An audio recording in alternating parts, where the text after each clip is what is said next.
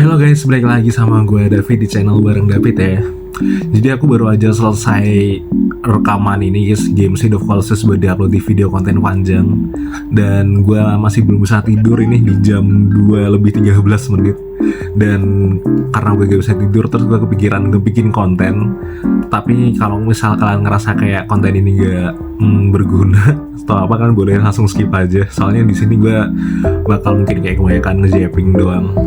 Tapi di sini gue pengen kayak sharing juga pikiran malam gue, atau bisa juga apa konten ini kita namain pikiran malam aja kali ya.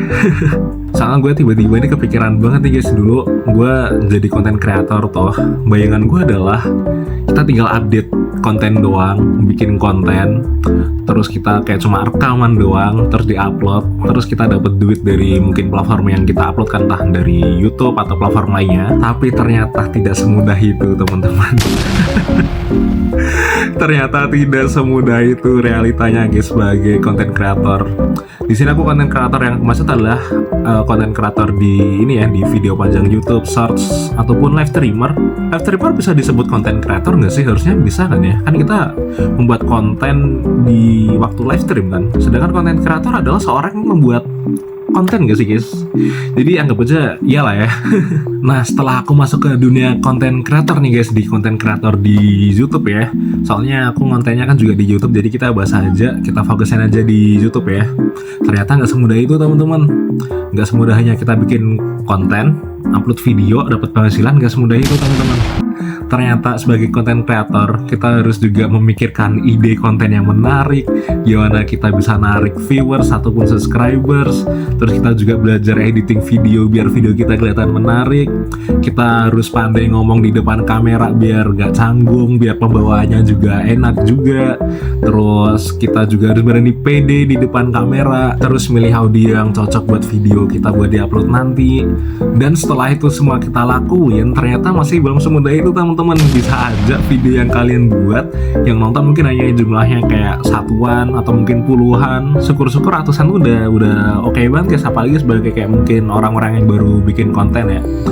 Tapi gue nggak bakal ngebahas di konten kali ini gimana cara buat naikin view, cara buat dapetin view. Aku nggak bakal bahas di konten ini. Yang aku pengen bahas adalah apa yang gue rasain setelah jadi konten kreator ya. Jadi setelah gue jadi rasain konten kreator adalah kita dimanapun dan kapanpun kita bakal kepikiran kayak, aduh konten apa lagi nih yang bakal bisa kita upload nih, kira-kira konten apa lagi nih yang bisa buat narik banyak viewers nih. Terus kayak, aduh editing kayak gimana lagi nih guys yang harus bisa aku lakuin nih, harus belajar editing kayak gimana lagi nih, harus nyari audio yang kayak gimana lagi nih buat banyak narik views yang bikin konten kita jadi lebih menarik gitu teman-teman. Dan setelah aku jadi konten kreator guys, ternyata yang paling terpenting dalam menjadi konten kreator adalah konsisten teman-teman. Kita harus bisa konsisten dalam membuat video panjang, short, ataupun live stream teman-teman. Soalnya kalau kita nggak konsisten, mungkin ntar banyak viewers atau subscribers yang kayak nungguin kita kayak, ini orang kok nggak muncul-muncul lagi sih di YouTube, kok nggak pernah ngonten lagi, kok nggak pernah live stream lagi. Dan menurut aku konsisten tuh susah sih guys, pasti banyak aja antar halangannya, kayak misal kayak males, capek, mager, terus kayak bosen dan lain-lainnya. Dan kita harus bisa ngalahin itu semua guys, demi kita menjadi demi menjadi seseorang konten kreator yang baik gitu ya, mungkin bisa dibilang. Nah, apakah gue sendiri udah konsisten dalam membuat konten? Aku rasa belum ya kalau buat bikin konten ya. Cuma kalau ditanya konsistennya di bidang apa, aku konsistennya di bidang live stream guys. Seperti kalian bisa lihat sendiri, aku udah mulai konsisten buat nge-live stream tiap sore nih, entah jam setengah 4 atau jam 4-an, atau mungkin malam tuh biasanya aku tetap masih nge-live stream di malamnya.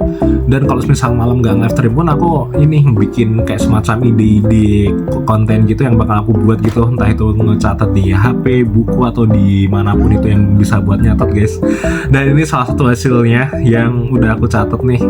konten pikiran malam. Semoga konten ini ntar kedepannya juga bakal ada episode-episode berikutnya ya, biar nggak mubazir juga nih pikiran malam gua nih, overthinking malam gua nih. Jadi daripada gua mikir kayak overthinking doang tiap malam, mendingan gue jadiin konten sekalian aja nggak sih? Oh ya, dan kemarin juga waktu aku di live stream ada juga tuh salah satu teman viewers yang bilang kayak, bang cita-citaku jadi live streamer, bang cita-citaku jadi konten kreator, bang cita-citaku jadi youtuber. Nah kalau aku boleh ngasih saran teman-teman, kalau kalian punya cita-cita menjadi youtuber, menurut aku kalian mulai aja dari sekarang guys. Kayak misalnya kalian masih SD, SMA atau SMA, gasin aja guys, langsung aja jadi youtuber. Kalau emang kalian emang bercita-cita jadi youtuber ya, kalian bikin konten apapun itu guys, kalian belajar aja bikin konten mumpung kalian masih di usia sekolah kan. Menurut aku kalian bikin konten aja guys, nggak usah perlu takut buat ntar mungkin nggak ada yang nonton, nggak ada yang nge-like, nggak ada yang subscribe, dan mungkin malah kalian bakal dapat hujatan.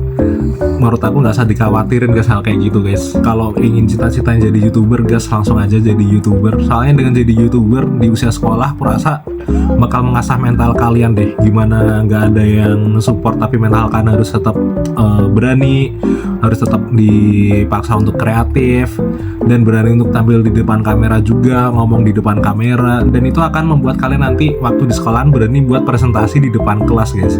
Kalian akan bisa presentasi lebih mudah di depan kelas kalau kalian udah terbiasa ngomong di depan kamera itu ya, menurut aku. Jadi mungkin teman-teman yang pengen jadi youtuber atau konten kreator, seperti yang aku bilang di awal tadi, ternyata tidak semudah itu teman-teman. Kalian harus dituntut kreatif, jago editing mungkin ya, walaupun nggak harus jago-jago banget, setidaknya kalian bisa editing lah ya. Kalian juga harus bisa memanfaatkan waktu, kapan kita harus bikin konten yang cocok buat di-upload. Dan juga mungkin menurut aku tambahannya adalah kita juga harus pintar membaca momentum guys. Kayak kira-kira konten apa sih yang bakal banyak diliatin banyak viewers. Nah itu kita harus tahu teman-teman.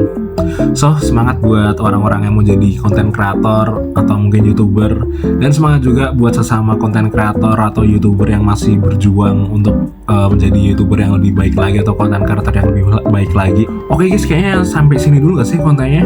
Aku juga udah bingung lagi mau ngebahas apa lagi nih. Kayaknya overthinking aku udah cukup sampai di sini aja. Semoga nanti ada episode berikutnya ya. Gua David, see you on the next content guys di channel bareng David. Bye bye.